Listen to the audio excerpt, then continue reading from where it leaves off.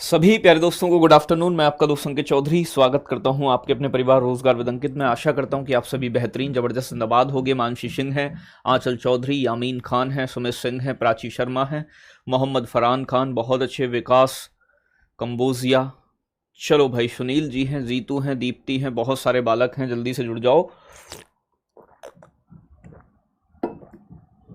बहुत बढ़िया बच्चे, जल्दी से एक बार क्लास से जुड़ेंगे फिर स्टार्ट करते हैं आज का सेशन। नमस्कार सभी प्यारे बच्चों को। मानसी यादव हैं, कुमारी अमृता, अनीता, विवेक राजपूत, रोशनी, चलो भाई एक बार सभी प्यारे साथी, रागनी गुप्ता हैं, अंबिका आनंद हैं, सुमित हैं, कुलदीप हैं, भोला गुज्जर हैं, अभिषेक हैं, आज़ाद सिंह हैं, सोनी चौधरी हैं, रोहित कश्यप हैं, श्वेता यादव हैं, नैना, बहुत अच्छे, नैना यादव, बहुत अच्छे बालकों, जल्दी से एक बार जुड़ो। कल की क्लास में, लास्ट क्लास में मैंने टाइप्स ऑफ इकोनॉमी, अर्थव्यवस्थाओं के प्रकार पे डिस्कस किया था। Types of economy, economy, economy जानते हो ना भैया, जब अर्थशास्त्र लग जाता है ना कहीं तो इकोनॉमी बन जाती है। और मैंने आपको बताया था कि अलग अलग देश की इकोनॉमी अलग अलग प्रकार की होती है। जैसे कि पूंजीवादी अर्थव्यवस्था पैसा पैसा करती है, ठीक है ना भाई। तो पैसा पैसा कहां होता है? पूंजीवादी में। सब कुछ कंट्रोल कौन करता है? Private sector. फिर आती है समाजवादी, समाजवादी में सब कुछ समाज के लिए, पैसे पर ध्यान नहीं, लेकिन कंट्रोल कौन करेगा? सरकार। इसके बाद करते हैं बात बच्चे, सरजी काय का चुस्का लगा गए, कौन सा? अच्छा ठीक है। फिर मैं बात करूं बच्चे आपसे, इसके बाद डिस्कस किया था मिक्स्ड इकोनॉमी, मिश्रित अर्थव्यवस्था। तो मिश्रित अर्थव्यवस्था जेएम कीन्स का कॉन्सेप्ट, जिसमें प्राइवेट सेक्टर भी है, गवर्नमेंट सेक्टर भी है, सरकार और निजी क्षेत्र मिलकर काम करता है। तो अब बात करते हैं बच्चे, वो तो था कंट्रोल के आधार पे। एक होता है बच्चे आपका संबंधों के आधार पर, on the basis of relationship. आपके संबंध कैसे हैं? ई बेटा आपका घर है, आपके पड़ोस में भी कई सारे घर होंगे। ई दूसरे का घर है, बगल वाले का, ई बगल वाली का घर है बेटा, ई किसी और का घर है।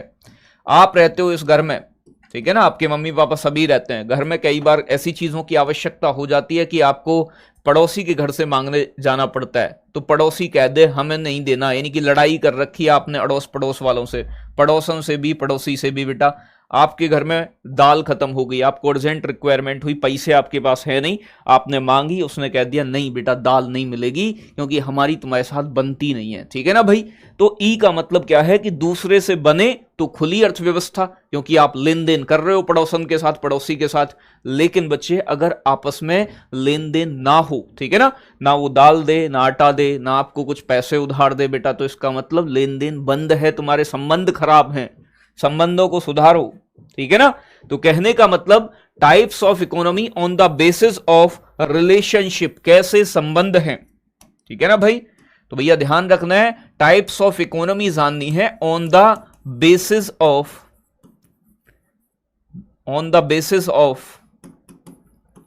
रिलेशनशिप। वो वाली रिलेशनशिप मत लगा लेना, कहीं और ही कोई रिलेशनशिप लगा लो बेटा। तो यहां संबंधों के आधार पर अर्थव्यवस्था के प्रकार, संबंधों के आधार पर, on the basis of relations, संबंधों के आधार पर अर्थव्यवस्था के प्रकार, अर्थव्यवस्था के प्रकार, ठीक है ना भाई।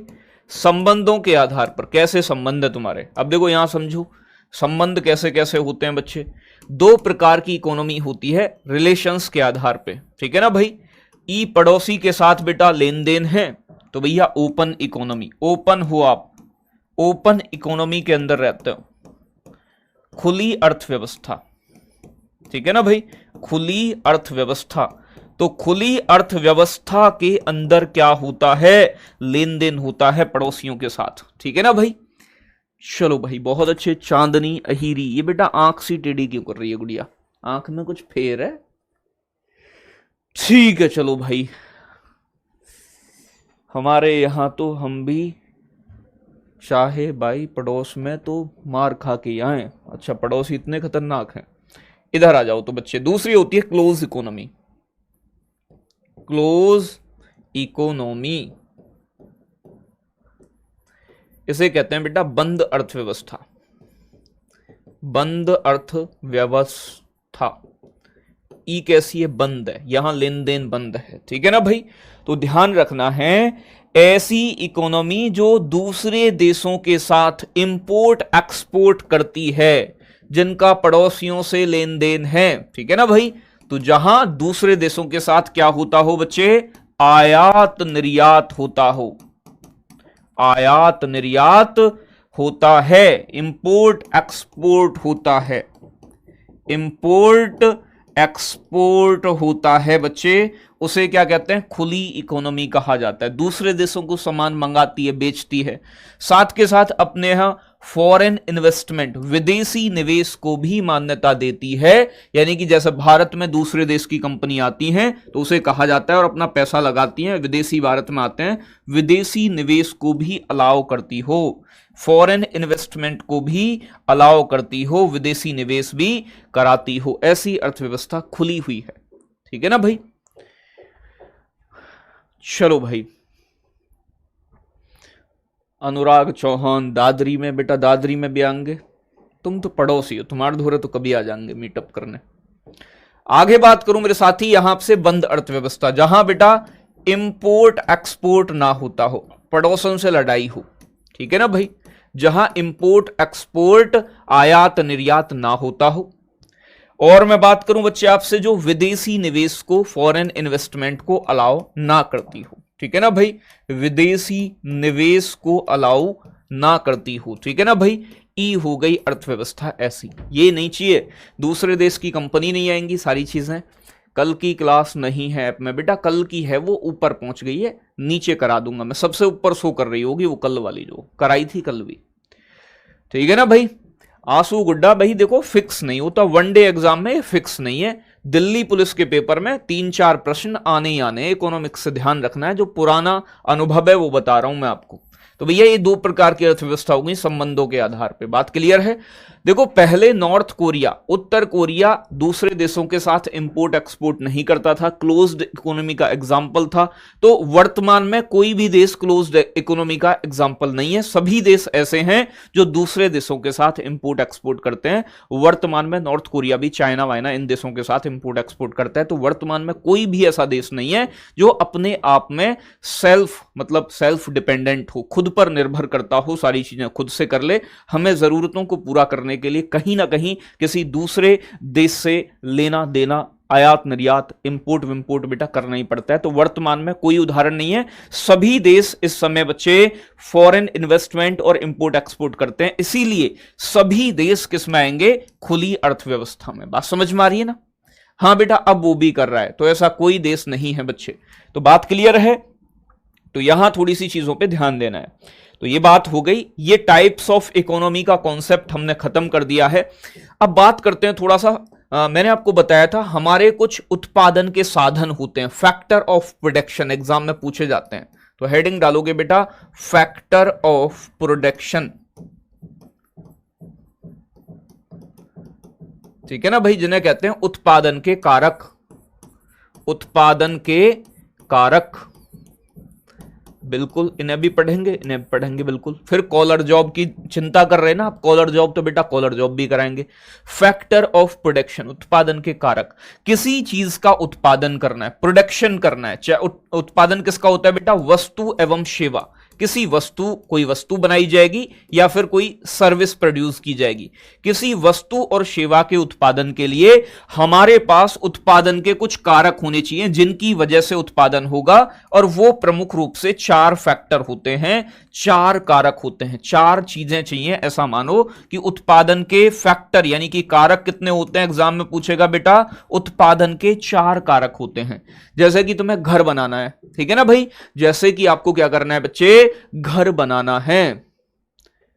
गुरुजी हम पागल हैं, गुड़िया ना, ऐसा पागल वागल किसने बोला? पागल हो ऐसा कतई नहीं है, ठीक है ना भाई। तो ध्यान रखना है बच्चे। देखो क्या यार तुम, अनुराग बेटा चौहान साहब मान जाओ मेरे भाई, सतेंद्र यादव थैंक यू मेरे भाई, इधर पढ़ लो, मैं पढ़ा रहा हूं तुम्हें। फैक्टर ऑफ प्रोडक्शन ये इकोनॉमिक्स है, ये ज्योग्राफी ना है, इसमें थोड़ा सा बुद्धि यहां बोर्ड पे रखनी पड़ेगी तुम्हें, तभी समझ में आएगा। समझ में आ रही है ना? तो फैक्टर ऑफ प्रोडक्शन यानी कि कोई भी चीज, जैसा घर बनाना है, घर बनाने को मिस्त्री चाहिए बेटा, हमें सीमेंट चाहिए, हमें बेटा फावड़ा भी चाहिए, फावड़ा, फावड़ा जानते हो ना, हावड़ा का फावड़ा। और बेटा मिस्त्री भी चाहिए, पानी भी चाहिए, सीमेंट विमेंट रेत वेत मिक्स करने को, ईंट भी चाहिए। अब बेटा घर बनाने जा रहे हो, हमारे पास ईंट ही ना काम हो पाएगा, तो इसलिए वो फैक्टर ऑफ प्रोडक्शन है। बात क्लियर हो रही है ना? मैं आपका सचिन हूं, बिल्कुल मेरे सचिन, इधर आजा। तो बात क्लियर हो रही है? तो हमें बेटा ऐसे ही किसी चीज को बनाने के लिए 4 फैक्टर की आवश्यकता होती है। वो फैक्टर कौन कौन से हैं? पहला फैक्टर होता है लैंड। लैंड बेटा जिसे कहते हैं जमीन या फिर भूमि, भूमि पूजन, ठीक है ना भाई, भूमि। तो हमें चाहिए बेटा भूमि। भूमि के बदले में हमें क्या देना पड़ता है? रेंट देना पड़ता है। भैया आप कोई काम शुरू करने जा रहे हो, ठीक है ना, आप कोई काम शुरू करने जा रहे हो, तो बेटा आपको क्या चाहिएगी? जमीन चाहिएगी जहां तुम फैक्ट्री वैक्ट्री लगाओगे, ठीक है ना। तो लैंड यानी कि जमीन होता है फैक्टर ऑफ प्रोडक्शन। दूसरे की बात करूं मैं बच्चे आपसे, दूसरा दूसरा दूसरा कौन सा होता है? दूसरा होता है बच्चे लेबर। लेबर, लेबर जानते हो बेटा? श्रम कहते हैं, श्रम। श्रम, शर्म मत कर देना, श्रम। श्रम का मतलब बच्चे काम करने के नहीं, मजदूर चाहिए तुम्हें। ये भी क्या है? Factor of production. और जो मजदूर काम करेंगे वो क्या लेंगे? वेजेस, यानी कि मजदूरी या फिर सैलरी जिसे आप बोलते हो, सैलरी, तनख्वाह चाहिए, ठीक है ना भाई। हमने भी एक सर्विस प्रोड्यूस कर रखी है, यानी कि अंकित सर ने, जैसे कि मैं तुम्हें पढ़ाता हूं तो ये भी एक सर्विस है बच्चे। इस सर्विस के लिए अंकित सर ने एक जमीन ली हुई है। अंकित सर कौन है? एंटरप्रेन्योर हैं, ठीक है ना भाई, उद्यमी हैं, इस इंडस्ट्री को चला रहे हैं, इस मतलब इस संस्था को चला रहे हैं, ऑर्गेनाइजेशन को, रिस्क ले रहे हैं।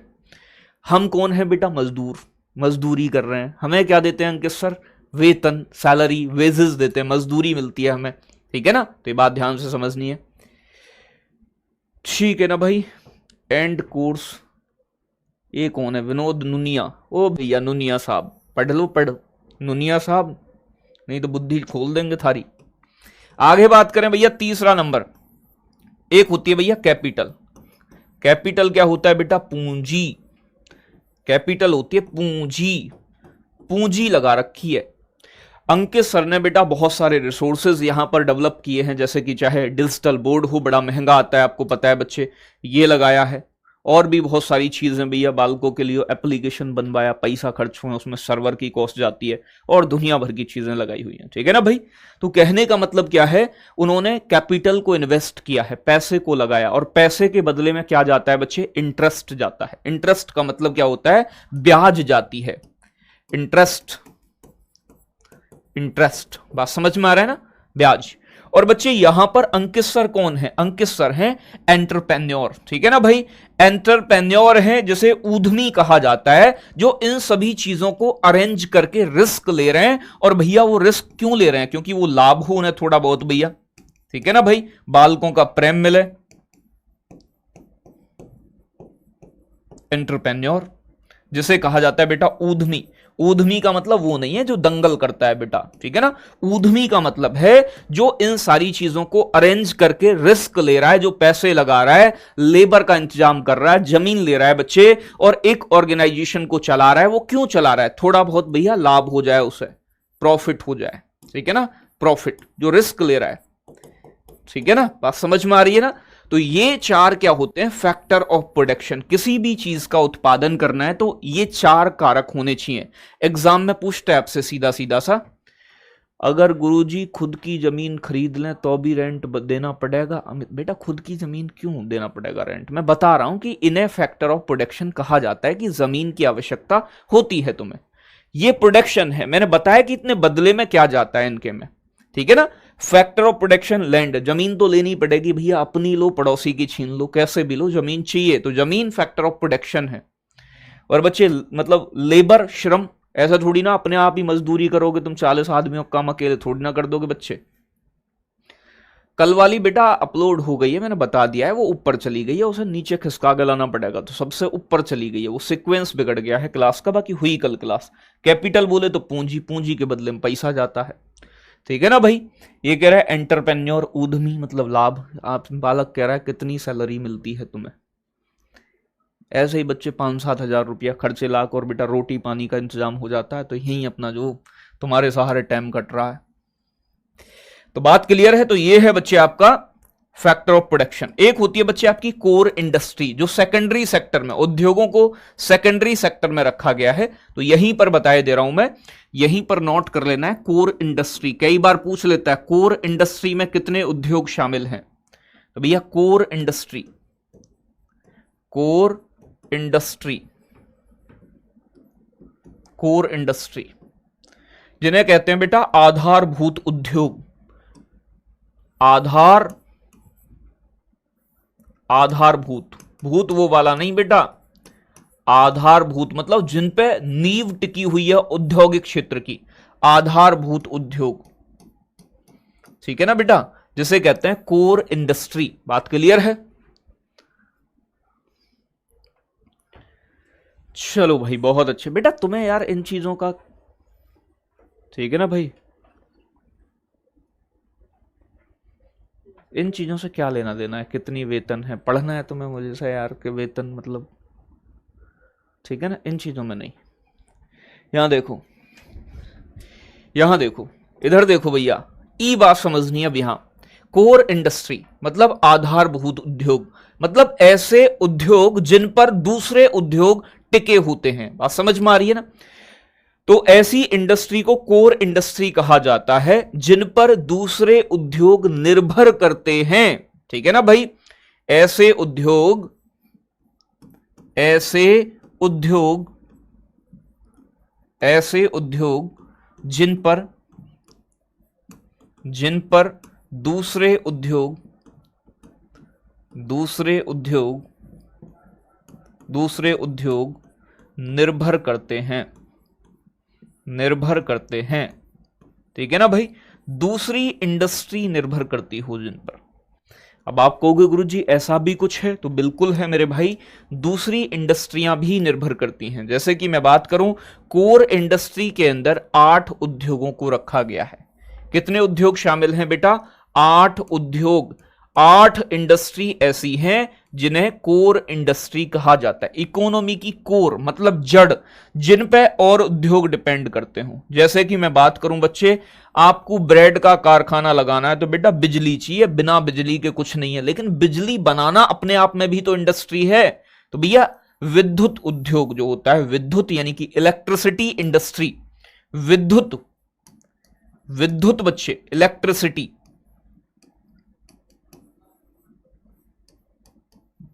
इलेक्ट्रिसिटी, विद्युत बेटा क्या है? यानी कि इलेक्ट्रिसिटी के बिना काम संभव है बेटा? दूसरे उद्योग चल पाएंगे क्या? नहीं चल पाएंगे। इसलिए विद्युत को बेटा कोर इंडस्ट्री माना गया है। बेटा बता रहा हूं, सभी के बारे में बता रहा हूं, ठीक है ना भाई? चलो भाई, अब देखो यहां समझो। अगर मैं आगे बात करूं बच्चे, और क्या होता है, जैसे कि इस्पात, स्टील जिसे कहा जाता है। दूसरा हो गया आपका इस्पात। एग्जाम में प्रश्न पूछ लेगा, 4 दे देगा, पूछ लेगा इनमें से कौन सी कोर इंडस्ट्री नहीं है। तो भैया आयरन स्टील, आयरन स्टील। अब आप कहोगे ई का ई कैसे कोर है बेटा? भैया देखो, इस्पात जितनी भी मशीनें बनती हैं, चाहे किसी भी चीज की मशीन हो, वो स्टील की बनती है। तो भैया स्टील बनाने का भी तो कारखाना होना चाहिए।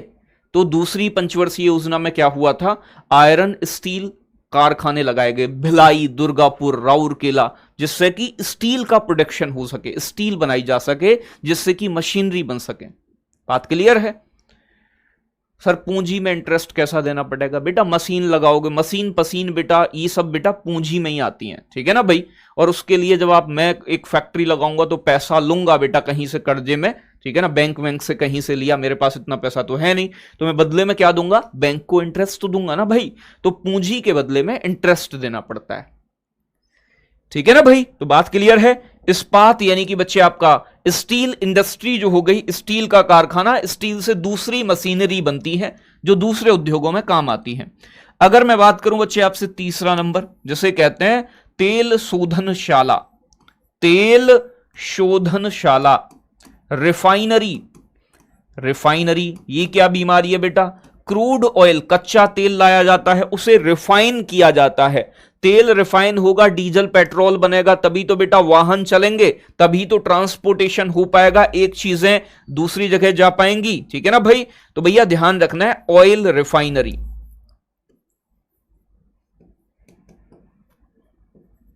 Oil refinery. तेल शोधशाला जो ऑयल को रिफाइन करती हैं, जैसे कि असम के डिगबोई में है, बड़ोदरा में है, मथुरा में है, ठीक है ना भाई, कई सारी जगह पे हैं। आगे बात करूं बच्चे आपका यहां चौथा नंबर, जिसे कहते हैं कच्चा तेल, स्वयं क्रूड ऑयल, कच्चा तेल। कच्चे तेल से बेटा बहुत सारी चीजें चलती हैं, ठीक है ना, तो क्रूड ऑयल को निकाला जाता है, यह भी हमारी कोर इंडस्ट्री में आता है। तो ध्यान रखना है बच्चे, क्रूड ऑयल, क्रूड ऑयल का मतलब कच्चा तेल, क्रूड ऑयल कच्चा तेल कोर इंडस्ट्री का पार्ट है।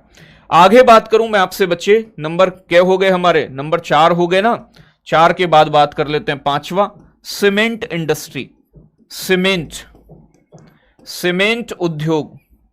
भैया सीमेंट उद्योग हो गया, सीमेंट से तमाम काम होते हैं, सड़क बनती हैं, पुल बनते हैं बेटा, दुनिया भर की चीजें, ठीक है ना। आगे बात करूं नंबर 6, प्राकृतिक गैस, नेचुरल गैस, प्राकृतिक गैस का उद्योग, प्राकृतिक गैस, नेचुरल गैस बच्चे आपकी, ठीक है ना।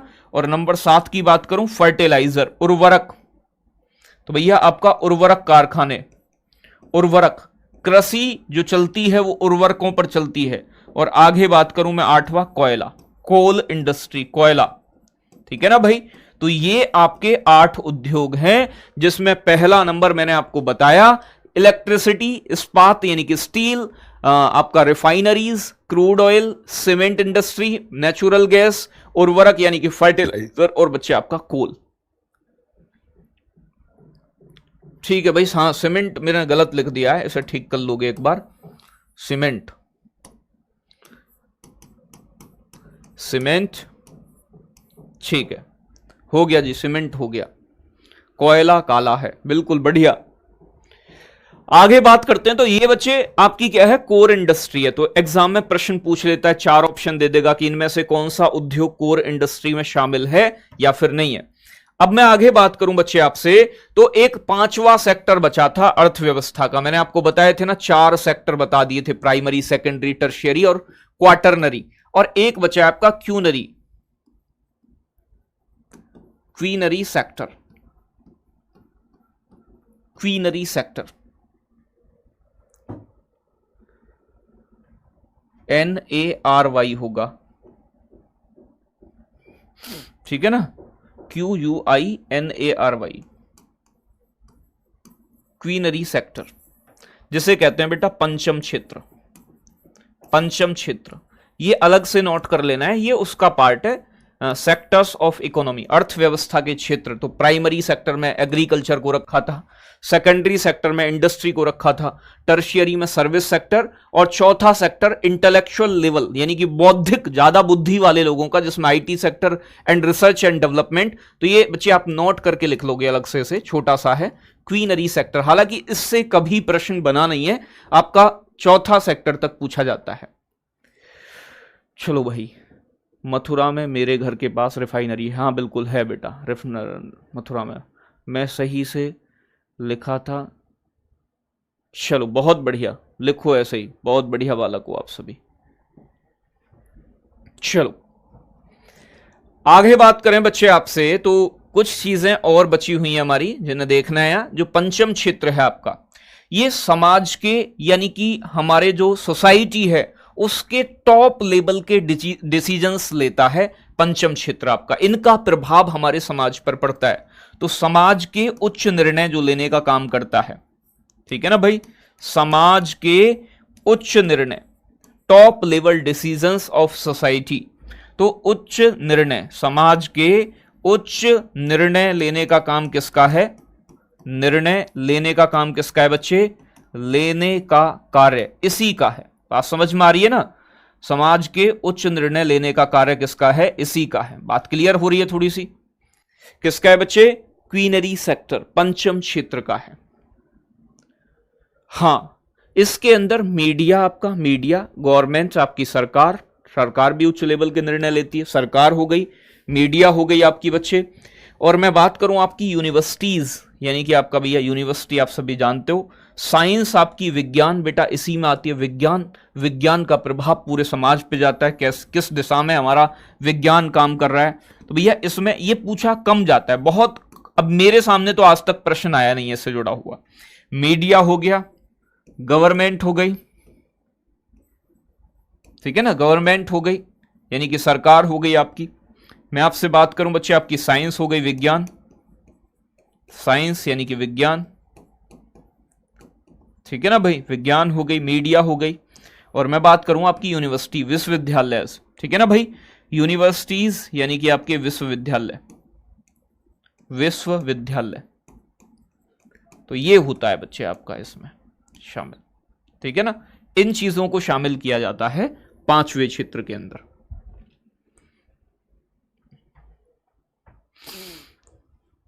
राम नरेश गुजर, राम नरेश, बेटा राम नरेश ऐसा है कि हाथ से ही पढ़ाएंगे हम, जो जिससे कि आपकी समझ में अच्छे से आए, नहीं तो पीडीएफ से आधे बच्चे परेशान हो जाएंगे, ठीक है ना। तो चीज़ों को समझो, सिलेबस समय से ख़त्म हो जाएगा, आप उसकी चिंता ना करें। और आपको अगर टाइम लग रहा है कि ज़्यादा जा रहा है तो बच्चे आप एक काम कर सकते हो उसके लिए कि आप मतलब और भी तरीके हैं उसके कि आप क्लास होने के बाद तब देखो, ठीक है ना, लाइव मत देखा करो, 2 की स्पीड पे देख लिया करो, टाइम बच जाएगा आपका, ठीक है ना भाई। तो आगे बात करते हैं बच्चे, कॉलर जॉब, कॉलर जॉब्स। अब आप कहोगे जी कॉलर जॉब कैसे? बेटा काम की प्रकृति को देखते हुए, काम की प्रकृति कैसा काम है उस आधार पर, कपड़ों के आधार पर, कपड़ों के आधार पर बेटा, ठीक है ना भाई, कपड़ों के आधार पर मेरे दोस्त हमने अलग अलग कैटेगरी के कामों को अलग अलग जॉब्स का नाम दे दिया है, ठीक है ना भाई। उन्हें थोड़ा सा एक बार देखना है, पहले ब्लू कॉलर और व्हाइट कॉलर जॉब ही आए थे स्टार्टिंग में, फिर इसके बाद और कई सारे कॉलर जॉब डेवलप हो गए, बात समझ में आई, कई सारे कॉलर जॉब बन गए हैं। उनकी क्या क्या खास बात है थोड़ा थोड़ा देख लेंगे कि कौन सा वाला काम किस कॉलर जॉब के अंदर आएगा, ठीक है ना भाई। चलो, अरे मेरे भाई सचिन क्यों दिक्कत क्या हो रहा है बेटा, ब्लॉक करवा दूं जब भी मानेगा, कमेंट नहीं पढ़ते हो, यहाँ कमेंट पढ़ने को आया हूं, किस लिए पैसे पे करते हो आप, यहाँ पढ़ने के लिए हमसे या मैं तुम्हारे कमेंट पढ़ूं? अगर बेटा कमेंट पढ़ने के लिए कोर्स लिया है तो मैं एक कोर्स बेटा अलग से खुलवाए दे रहा हूं, कमेंट पढ़वाने के लिए कोर्स, ठीक है ना भाई। तो इस चीजों को समझो। चलो बहुत अच्छे, यहां ध्यान देखना है बेटा, बहुत प्यार करते हैं, सभी से प्यार करते हैं, प्यार में क्या करें फिर, यहां लाइव क्लास में पढ़ाना छोड़ के प्यार ही करना शुरू कर दें? यहां समझो, कॉलर जॉब, भैया कॉलर जॉब का मतलब अलग अलग काम के अनुसार उन्हें अलग अलग नाम दे दिया गया कि ये वाला कॉलर जॉब ये होगा। जैसे कि अगर मैं बात करूं बच्चे आपसे, एक होती थी बच्चे आपकी ब्लू कॉलर जॉब, तो पहले आई थी blue collar job, blue collar job, blue collar job, भैया अंग्रेजी में और हिंदी में सेम नाम आएगा, हिंदी में भी ब्लू कॉलर जॉब ही कहेंगे और अंग्रेजी में ब्लू कॉलर जॉब ही कहेंगे, ठीक है ना भाई। ब्लू कॉलर जॉब हुआ क्या था बच्चे, यूरोप में, यूरोप के अंदर कुछ लोग मजदूरी करते थे, मजदूरी। अब बेटा जो आदमी मजदूरी करता है ना, मजदूरी, उसके लत्ते कपड़े गंदे हो जाते हैं, जो मतलब घंटे के आधार पर काम करते हैं। जैसे कि आपका घर बन रहा है तो आपने बेटा मजदूर बुला लिए, मिस्त्री बुला लिए, बेलदार बुला लिए, बेलदार बोलते हैं वैसे दिहाड़ी मजदूर जो होते हैं, जो पर डे के बेसिस पे आपकी सैलरी लेते हैं या वेजेस लेते हैं, मजदूरी लेते हैं, तो उनके बच्चे कपड़े गंदे हो जाते थे। तो यूरोप में क्या होता था कि वो लोग डार्क ब्लू कलर के कपड़े पहनते थे, जैसे कि जीन्स आपने देखा होगा ना बच्चे, जीन्स आपने देखा होगा, तो जो जीन्स होता है कायदे में वो ब्लू कॉलर जॉब का है, लेकिन बाद में जाके वो फैशन में कन्वर्ट हो गया, फिर बेटा फटी हुई जींस आने लगी, फिर बेटा जींस बीच में से ऐसा चीथड़े उड़ी भी आने लगी, जिन्हें कई बार लड़कियां आपने देखी होंगी, एनसीआर में तो बतेरी इधर दिख जाएंगे आपको, अगर आपकी साइड ना हो तो इधर एनसीआर में आके देखना, फैशन बेटा बहुत तगड़ा तगड़ा मिल जाएगा, ठीक है ना भाई। चलो, तो यहां बात समझनी है, ब्लू कॉलर जॉब क्या था, यानी कि ऐसे मजदूरी का जो काम करने वाले लोग हैं उनके लिए नाम दिया गया कि जो मजदूरी करते हैं, जिनकी सैलरी मंथली नहीं होती है, घंटों के आधार पर मजदूरी होती है, तो बच्चे उन्हें क्या बोलते हैं, जो शारीरिक काम करते हैं, ठीक है ना, मेहनत मजदूरी करते हैं बेटा, उन्हें कहा जाता था ब्लू कॉलर जॉब, क्योंकि वो ब्लू कलर के कपड़े पहनते थे। बात क्लियर है? तो ये चीज है, बस इतनी समझनी है कि ब्लू कॉलर जॉब में कौन आएंगे, मजदूर आएंगे, लेबर आएगी, लेबर आपकी मजदूर, ठीक है ना भाई। मजदूरों को रखा जाता है, मजदूरों को बेटा इसमें, लेबर को इसमें शामिल किया जाता है। लेबर कैटेगरी के लोगों को जो वर्क होता है बच्चे, और ध्यान रखना है इनकी मंथली सैलरी नहीं होती, तो भैया ध्यान रखना है no monthly salary, no monthly salary. इनका मासिक वेतन नहीं होता है। ये कैसे काम करते हैं बच्चे? सैलरी जो होती है बच्चे, सैलरी बेस्ड या सैलरी डिपेंड या सैलरी ऑन आवर बेस, यानी कि घंटे के आधार पर जो इनका वेतन होता है, वेजेस होती है, सैलरी होती है, सैलरी बेस्ड ऑन आवर्स। ठीक है ना भाई?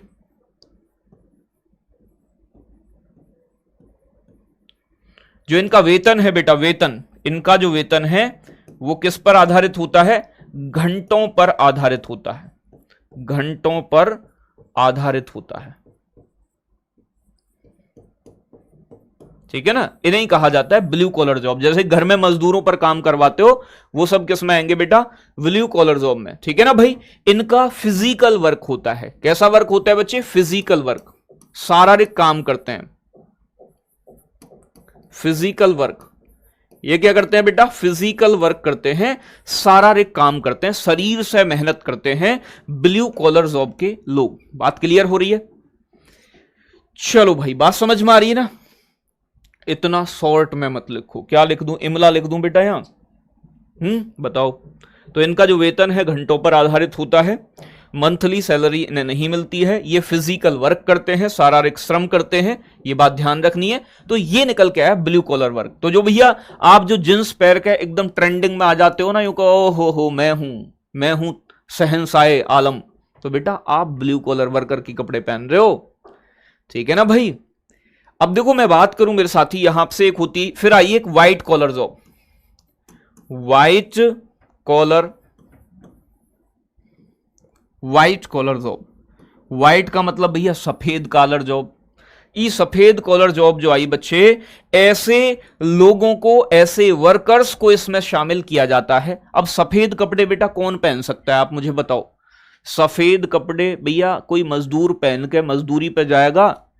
नहीं जाएगा बच्चे। तो सफेद यानी कि व्हाइट कपड़े पहनने, यानी कि जो मैनेजमेंट का काम देखता हो, ऑफिस का काम देखता हो, कोई बच्चे, मैं कहूं आपसे कोई डॉक्टर हो, टीचर हो, तो ये पहन सकते हैं बच्चे आपके। ठीक है ना भाई? तो कहने का मतलब बेटा, व्हाइट कॉलर जॉब ऐसे लोगों की है जिनका काम कैसा है? ऑफिशियल होता है, और जिनका फिजिकल वर्क नहीं होता, मेंटल वर्क, खोपड़िया का काम होता है बेटा, जो बैठ कर काम करते हैं अपना एकदम सही, शरीर आराम में, एसी में बैठे हैं।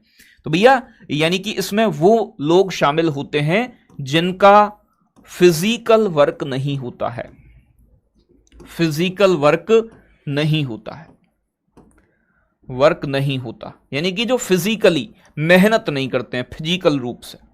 ठीक है ना भाई? फिजिकली वर्क नहीं होता है, उन्हें क्या कहा जाता है मेरे दोस्त? उन्हें कहा जाता है व्हाइट कॉलर जॉब के वर्कर। ठीक है ना? जैसे कि मैं एग्जाम्पल की बात करूं, उदाहरण की बात करूं, जिनका काम ऑफिस का हो, साथ के साथ मैं बात करूं मैनेज करने का, यानी कि मैनेजमेंट का काम हो, मैनेजमेंट का काम हो। मैं बात करूं आपसे बच्चे, जैसे कि टीचर हो गए आपके, टीचर, टीचर क्या काम करता है? पढ़ाता है बेटा। ऐसे ही मैं सफेद शर्ट पहन लूं बेटा, कोई दिक्कत नहीं है, राजा बाबू बन के मतलब रहने पड़ते हैं, मतलब ये राजा बाबू बन के रहते हैं, मजदूरों की तरह काम नहीं करते हैं। गुरुजी आप तो ब्लैक कपड़े पहनते हो बेटा, ये RWA की टी शर्ट है। ठीक है ना? ये बदलती रहती हैं, कभी वाइट हो जाती हैं, कभी येलो हो जाती है, मतलब हम रंग बदलते रहते हैं। हम का मतलब हम खुद नहीं बेटा, टी शर्ट का रंग बदलते रहते हैं। बात समझ में आ रहा है ना? हाँ बच्चे, HR डिपार्टमेंट के लोग, मतलब जो ऑफिस में मैनेजमेंट का काम देखते हैं, ये सारे लोग, या ऑफिस वर्क देखते हैं। ठीक है ना? तो ये बात आपको ध्यान रखनी है, इन्हें कहा जाता है व्हाइट कॉलर जॉब्स। व्हाइट मतलब जिन्हें सफेद कपड़े पहनने में गंदे पंदे ना हो बेटा, वही है। ठीक है ना? कई बार मम्मी कूट देती थी, कपड़े कहां गंदे कर लाए हो, ऐसे करके। तो भैया ई आ जाता है अगला, ब्लैक कॉलर जॉब, ब्लैक। ठीक है ना भाई? Black collar job. अब ये काले रंग की कॉलर जॉब कैसी होंगी? जिनका ज्यादा कपड़े काले होने का काम हो। ठीक है ना भाई? ठीक है ना भाई, बात समझ में आ रही है? यानी कि जिनका काले कपड़े जिनके बेटा ज्यादा होते हो। अब काले कपड़े मतलब जिनकी अधिक मेहनत का काम हो और काले कपड़े हो जाते हो, ऐसे। अब भैया काले कपड़े कहां देखने को मिलेंगे? यानी कि जो बच्चे ऐसे मजदूर जो खनन में काम करते हैं, खनन, खनन समझते हो बेटा? माइनिंग, जैसे कि कोयला जमीन से निकालना है, ठीक है ना भाई, कोयला निकालना है जमीन से, तो बेटा कपड़े कैसे हो जाएंगे? काले। मैं आपसे बात करूं जो बच्चे तेल वेल की इंडस्ट्री में काम करते हैं, तेल उद्योग में, ऑयल इंडस्ट्री में काम करते हैं, ठीक है ना भाई, तेल उद्योग का काम है, लत्ते हो जाते हैं बेटा काले।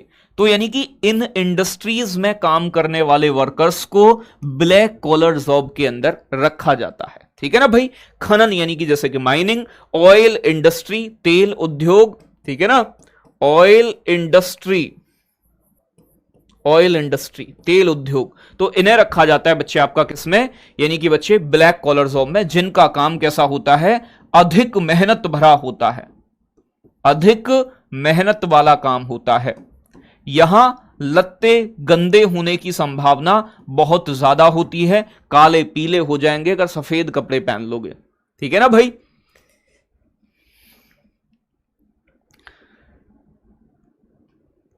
बेटा सभी जगह हैं, स्टार्टिंग यूरोप से हुई, पहले बेटा दो ही कॉलर जॉब हुआ करती थी। आपका काम कैसा है इस आधार पर बच्चे हम इसे अलग अलग कैटेगरी में जॉब्स को डिवाइड कर देते हैं, जिन्हें हम कॉलर जॉब कहते हैं। अगर कोई माइनिंग में काम करता है तो उसे हम ब्लैक कॉलर जॉब कहेंगे, कोई मिनरल्स को, खनिजों को निकालने के लिए खान में काम करता है तो उसे ब्लैक कॉलर जॉब कहेंगे। व्हाइट कॉलर जॉब में ऑफिस वाले बंदे आ गए जिनके कपड़े गंदे ना हो, ठीक है ना भाई।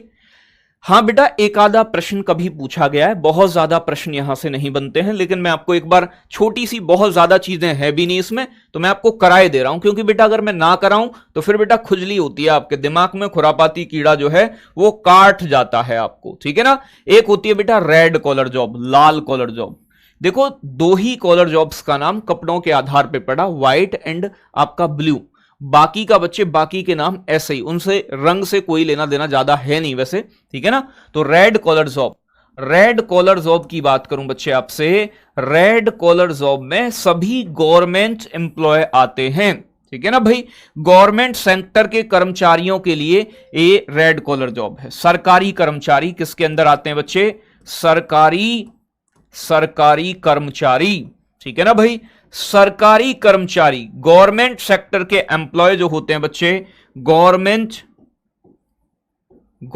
सेक्टर के जो एम्प्लॉय होते हैं उन सभी को रेड कॉलर जॉब में रखा जाता है, ठीक है ना भाई। इनकी सैलरी मंथली होती है, ठीक है ना भाई। सैलरी कैसी होती है? मंथली, हर महीना, ठीक है ना भाई। जैसे कि चाहे मैं विद्युत विभाग की बात करूं आपकी, चाहे मैं जल विभाग की बात करूं, डीआरडीओ की बात कर लूं बच्चे, तो इनकी क्या होती है बच्चे? मंथली, मासिक वेतन होता है, मंथली सैलरी होती है, ये बात आपको ध्यान रखनी है, ठीक है ना। तो गवर्नमेंट एम्प्लॉयज जो होते हैं बच्चे आपके, वो रेड कॉलर जॉब में आते हैं। लाल लत्ता होता है बेटा, लत्ता नहीं पहनते लाल, यानी कि जो सरकारी कर्मचारी हैं उन्हें रेड कॉलर जॉब कहा जाता है, सीधी सी बात ये समझो। ब्लैक कॉलर जॉब के अंदर कौन आता है? मैंने आपको क्या बताया, जो माइनिंग का काम करते हैं, खनिजों को निकालते हैं खानों से, ऑयल इंडस्ट्री में काम करते हैं मेरे दोस्त, वो आते हैं। और कैसे बताऊं, बता तो रहा हूं साथ साथ कौन किस इंडस्ट्री में आता है। आगे एक होता है बच्चे आपका जिसे कहा जाता है, जैसे एक होता है बच्चे आपका ग्रे कॉलर जॉब, ग्रे, ठीक है ना भाई। एक होता है grey collar job, grey collar job. Grey collar job में ऐसे कर्मचारी काम करते हैं जो रिटायरमेंट के बाद, ठीक है ना भाई, जो कर्मचारी रिटायरमेंट के बाद काम करें, ऐसे कर्मचारी, ऐसे एम्प्लॉय जो रिटायरमेंट के बाद काम करते हैं, रिटायरमेंट के बाद कार्य करते हैं, उन्हें रेड कॉलर जॉब में, सॉरी ग्रे कॉलर जॉब में रखते हैं, कार्य करते हैं। यानी कि जो लोग 65 साल के बाद भी काम करें ना, 65 साल है रिटायरमेंट की एज जैसे, ठीक है ना, 60-65 अलग अलग है, कुछ डिपार्टमेंट में 60 होती है, कुछ में 65 होती है, तो मुख्यतः 60-65 ही है। तो जो 60-65 की एज के बाद भी बेटा काम करते हैं, उन्हें बच्चे किस में रखते हैं बच्चे, ग्रे कॉलर जॉब में। इसमें कैसे आते हैं, जैसे हेल्थ वर्कर होते हैं, हेल्थ वर्कर, ठीक है ना भाई, जैसे कि आपके हेल्थ वर्कर, हेल्थ वर्कर आपने देखा होगा ना, अभी कोरोना आया तो जो रिटायर हो गए थे ना आपके डॉक्टर वॉक्टर बेटा, उन सभी को दोबारा वापस बुला लिया है। तो ग्रे कॉलर जॉब को मतलब बच्चे आपका ग्रे कॉलर जॉब में ऐसे कर्मचारी शामिल किए जाते हैं जो रिटायरमेंट के बाद भी अपनी सर्विसेज देते हैं। जैसे कि आपने देखा होगा, ठीक है ना भाई, जैसे आपने देखा होगा, अरे भाई ये कौन है बच्चे, जो मैं बता रहा हूं इससे अलग प्रश्न नहीं बनते हैं, तो फालतू के प्रश्न अपनी बुद्धि से निकाल के लाने की कोई आवश्यकता नहीं है, ये मैंने आपको बता दिया है, ठीक है ना भाई। ठीक है भाई, अपना ठीक कर लेना अगर कहीं तुम्हें लग रहा है कि मैंने लिखने में कोई गड़बड़ कर दिया, हालांकि कोशिश कर रहा हूं मैं गड़बड़ कहीं ना हो, ठीक है ना, अगर है तो आप सही कर लेना, उससे हो जाता है कई बार, ठीक है ना, लिखने में कि मिस्टेक कोई शब्द लिख जाए गलत, तो उसे ठीक कर लिया करो। ग्रे कॉलर जॉब में क्या होता है, रिटायरमेंट के बाद वाले लोग शामिल होते हैं। व्हाइट मैंने आपको बता ही दिया है। अब देखो एक होता है बच्चे आपका green collar job, green collar job, green मतलब बेटा हरा रंग, ग्रीन कॉलर जॉब, ठीक है ना भाई, ग्रीन कॉलर जॉब, ग्रीन मतलब हरा, हरा क्या होता है, पर्यावरण, हमारा एनवायरमेंट, यानी कि जो एनवायरमेंट के लिए, नेचर के लिए वर्क करते हैं, यानी कि जो लोग working for nature, working for nature, working for nature, यानी कि जो प्रकृति के लिए काम करते हैं, प्रकृति के लिए कार्य करते हैं, ठीक है ना, नेचर के लिए काम करते हैं, या कह सकते हो जो आपके एनवायरमेंट के लिए, एनवायरमेंट के लिए काम करते हैं, उन्हें बच्चे किस में रखा जाता है, ग्रीन कॉलर जॉब में, पर्यावरण के लिए काम करने वाले लोग, ठीक है ना। चलो बेटा बहुत सारे हैं, जैसे कि मैं आपसे बात करूं, इसमें ग्रे कॉलर में आ जाएंगे रिटायर्ड जज, जब जज रिटायर हो जाता है और जजों की कमी लगती है तो राष्ट्रपति उन्हें पुनः बुला लेते हैं जब उनकी जरूरत पड़ती है, तो वो किस में आएंगे, ग्रे कॉलर जॉब में, क्योंकि वो रिटायर हो गए, रिटायरमेंट के बाद काम कर रहे हैं। बात समझ में आ रहा है ना, तो ये बात ध्यान रखनी है। ग्रीन कॉलर जॉब में जो नेचर के लिए काम करें, जैसे कि सोलर पैनल बना लें, सोलर पैनल के इंडस्ट्री में कोई काम कर रहा है, सोलर पैनल क्यों बनाया जा रहा है, क्योंकि हमारे नेचर में कोयला वोयला जलने से बेटा पॉल्यूशन होता है, तो सोलर पैनल को बनाने में जो साइंटिस्ट या फिर जो लोग काम कर रहे हैं बच्चे, उन्हें क्या बोलेंगे, ग्रीन कॉलर जॉब के अंदर काम कर रहे हैं, क्योंकि वो नेचर के लिए, प्रकृति के लिए काम कर रहे हैं, ठीक है ना भाई। तो चीजों को समझो जो मैं आपको बता रहा हूं, और मैं केवल इंपोर्टेंट बता रहा हूं, कम से कम बच्चे 50 कॉलर जॉब होंगे, ठीक है ना, लेकिन मैं आपको 8-10 ही बताऊंगा, और इन 8-10 से ही कभी पूछेगा तो इसके बाहर नहीं पूछेगा, हालांकि ज्यादा पूछा नहीं जाता है कभी। आगे बात करूं मैं आपसे बच्चे, एक होता है आपका pink collar job, pink, pinky, अब भैया पिंकी, पिंकी का कैसा है, pink collar, pink collar, pink collar job, भैया पिंकी का पिंक कॉलर जॉब। अब आपको पता है बेटा पिंक कॉलर जॉब किनका होता है, यानी कि वुमेन्स। हुआ क्या था जब सेकेंड वर्ल्ड वॉर हुआ, आपका दूसरा विश्व युद्ध, तो भैया यूरोपीय देशों के ज्यादातर जो पुरुष थे वो तो द्वितीय विश्व युद्ध में लग गए, लेकिन बेटा बाकी के कामों को कौन करेंगी, जैसे कि बच्चे द्वितीय विश्व युद्ध में बहुत सारे लोग मारे गए, उनका ट्रीटमेंट करना, सैनिक घायल हो जाते थे, कौन करती थी, महिलाएं करती थी, नर्स करती थी, सिस्टर जिन्हें कहते हैं बच्चे आपका, ठीक है ना। तो पिंक कॉलर जॉब में महिलाओं को, वुमेन्स को शामिल किया जाता है, ठीक है ना भाई। तो बात समझ में आ रही है ना, इसमें किसे शामिल किया जाता है बच्चे, वुमेन्स को, महिलाएं इसमें शामिल होती हैं, वुमेन्स, ठीक है ना भाई। तो ध्यान रखना है, वुमेन्स यानी कि महिलाओं को इसमें शामिल किया जाता है, महिलाओं को इसमें स्थान दिया गया पिंक कॉलर जॉब में। तो यानी कि उन्हीं जो काम महिलाएं करती हैं ज्यादातर, ठीक है ना, ऐसा ना है कि रोटी बनाना, नहीं बच्चे, काम, जैसे कि अगर मैं बात करूं बच्चे आपसे, नर्स, नर्स का काम कौन करती है, ज्यादातर नर्स कौन होती हैं, नर्सेज, यानी कि बेटा आपकी पिंक कॉलर जॉब में आएंगी। मैं बात करूं बच्चे आपसे, जैसे कि आपका लाइब्रेरियन होती हैं, लाइब्रेरियन, जो बड़ी बड़ी लाइब्रेरी होती है ना, लाइब्रेरियों के अंदर बच्चे महिलाएं ही रिसेप्शन पे होती हैं, लाइब्रेरियन की पोस्ट हो गई। मैं आपसे बात करूं बच्चे रिसेप्शनिस्ट, रिसेप्शन के लिए रिसेप्शनिस्ट, रिसेप्शन की पोस्ट पे भी कौन होती है? महिलाएं। मीठी मीठी बात करेगी तो बेटा ज्यादा मतलब लोग प्रभावित होंगे, तो इसलिए महिलाओं की जो पिच होती है बच्चे वो कम होती है, पिच तारत्व जो होता है, यानी कि उनकी आवाज पतली होती है। इसलिए बच्चे क्या होता है, लोग प्रेफर करते हैं कि महिलाएं ही रिसेप्शन पे रहें। और बच्चे यहां नर्सेज का काम भी कौन करती हैं? ज्यादातर महिलाएं करती हैं, ठीक है ना भाई। जैसे कि एयर होस्टेस भी बोल सकते हो आप, वो भी कौन होती हैं? महिलाएं होती हैं। बात समझ में आ रहा है? तो इसे कहा जाता है बच्चे आपका रिसेप्शनिस्ट, लाइब्रेरियन और नर्सेस, ठीक है ना। ये मैंने कुछ एग्जाम्पल दे दिए पिंक कॉलर जॉब के। आगे बात करूं बच्चे आपसे मैं लास्ट आपका गोल्ड कॉलर जॉब, ठीक है ना भाई, या गोल्डन या फिर गोल्ड, एक ही बात है वो, यानी कि भैया गोल्ड तो होता है महंगा, तो gold collar job, gold collar job भैया गोल्ड वाला, सोने वाला मामला। तो भैया जो हाईली स्किल्ड पर्सन होते हैं, यानी कि जिनके अंदर ज्यादा कौशल होता है, अधिक कौशल, उन लोगों को इसमें शामिल किया जाता है। Highly skilled persons, highly skilled persons को इसमें शामिल किया जाता है, ठीक है ना भाई। तो हाईली स्किल्ड पर्संस जो होते हैं बच्चे, उन्हें, स्किल्ड का मतलब क्या होता है? जिनके पास अधिक कौशल होता है, कौशल, जो चीजों को ज्यादा जानते हैं, बुद्धि ज्यादा है जिनमें, जिनके पास स्किल ज्यादा है, ठीक है ना।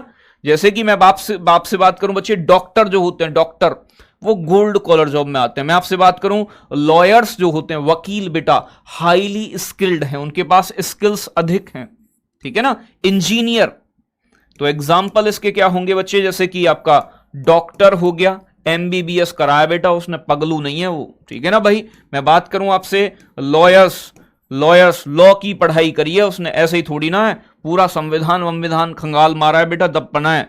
साइंटिस्ट आपका बुद्धि लगाई है बेटा पूरी, साइंटिस्ट, ठीक है ना भाई। आपका इंजीनियर, ईटीसी, आईटी सेक्टर के कर्मचारी सभी हाईली स्किल्ड हैं, इनकी स्किल्स ज्यादा हैं, ठीक है ना भाई। तो बात समझ में आ रहा है? ई बात है थोड़ी सी, तो ये बात आपको थोड़ी सी समझनी है बेटा। बताया ना, सरकारी डॉक्टर हो प्राइवेट हो, या सरकारी प्राइवेट की बात नहीं चल रही है, ठीक है ना। सर वुमेन अपने आप में पर्पल हुए, ठीक है, कोई दिक्कत ना है बच्चे। लेबर का काम तो वुमेन भी करती हैं बेटा, दिमाग इतना नहीं लगाना है। यहां मैंने जेंडर वाइज कैटेगराइज नहीं कराया कि यहां लेबर का काम महिलाएं नहीं करती हैं, पुरुष ही करते हैं, ऐसी तो कोई बात ही नहीं है। हर तरीके का काम हर व्यक्ति करता है, ठीक है ना। तो महिलाएं भी आएंगी, अगर माइनिंग महिला कर रही है तो वो भी बेटा किस में आएगी? मैं जॉब्स की आपको कैटेगरी बता रहा हूं, महिला और पुरुष की कैटेगरी थोड़ी ना बता रहा हूं। पुलिस किस में आएगी बच्चे? वो डिफेंस का मामला है। तो जो आपकी आर्मी हो गई वो ब्राउन कॉलर जॉब में आती हैं, आपके डिफेंस के जो सिक्योरिटी का काम करते हैं ना, जैसे आर्मी हो गई, पुलिस हो गई, इन्हें ब्राउन कॉलर जॉब में, ब्राउन, उन्होंने देखा होगा आपने, उनकी वर्दी भी ब्राउन कलर की होती है ज्यादातर, ठीक है ना भाई। चलो बात क्लियर है ना। और बेटा इसमें से यहां ये जो है, ठीक है ना, ये मैंने कुछ आपको एग्जाम्पल बता दिए हैं, इन्हें आप देख लीजिएगा एक बार, ठीक है ना। तो एक बार देख लो, इन्हें ज्यादा इसमें दिमाग लगाने की आवश्यकता नहीं है, क्योंकि प्रश्न बहुत कम पूछे गए यहां से, ठीक है ना। सर जी जल्दी जल्दी पढ़ाइए, कहीं सिलेबस में लेट ना हो जाएं। बेटा कैसे पढ़ाऊं बताओ, आप बता दो मुझे, जल्दी का तरीका आपके पास है कोई? हाँ नेहा गुड़िया बिल्कुल, मेरठ आएंगे तो आपके पास भी आएंगे। अशोक कुमार हैं, सर जी आप भी तो अपने, हाँ खंगाल लिए बेटा, खंगाल लिए, कोई दिक्कत नहीं है, ठीक है ना। चलो तो भाई चीजों को पढ़िए आप अच्छे तरीके से, परेशान बिल्कुल ना होइएगा। सिलेबस बेटा मैंने आपको बताया कि बेटा 15 से 20 क्लास, 15 से 20 क्लास के बीच सारी चीजें हो जाएंगी, ठीक है ना, आप बिल्कुल भी परेशान ना हो। हाईली स्किल्ड पर्सन बताओ सर। बेटा डॉक्टर जो होता है एमबीबीएस करके बनता है, ऐसा ही नहीं है कि बच्चे मतलब ऐसे ही बन गया। बेटा वो झोला छोप डॉक्टर की बात नहीं कर रहा हूं। हाईली स्किल्ड मतलब जिनके पास ज्यादा स्किल्स हैं। साइंटिस्ट होता है बेटा कोई थोड़ी ना बन जाएगा। एक साइंटिस्ट बेटा मजदूरी कर सकता है, अपने कमर पे वजन उठा के चल सकता है, लेकिन जो वजन उठा के चल रहा है क्या वो साइंटिस्ट का काम कर पाएगा? नहीं कर पाएगा। हाईली स्किल्ड है, ठीक है ना, उनके पास स्किल्स ज्यादा होते हैं। तो ये बात ध्यान रखिएगा, ठीक है ना। मिलेंगे कल की क्लास में। सभी प्यारे दोस्तों को नमस्कार, जय Hind, bye bye, love you, take care बच्चे।